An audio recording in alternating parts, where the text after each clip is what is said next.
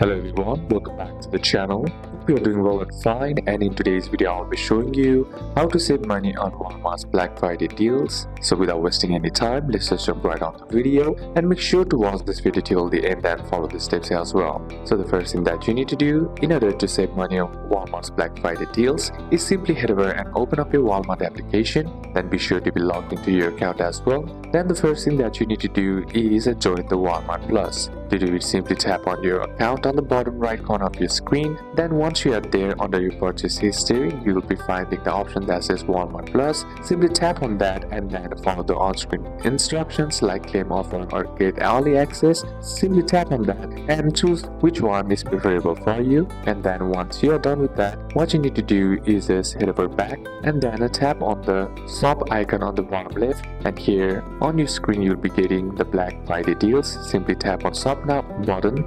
Then once done, all you gotta do is just scroll down, and here you can see products that you want. And now what you need to do is just simply select the product that you want or simply tap on add option. And then once you have done that, the selected product will be added to cart. You can also compare the price by simply tapping on the product, and then once you scroll down, here you'll find the similar product as well. Simply compare the prices, and here you'll be able to save money according to your product.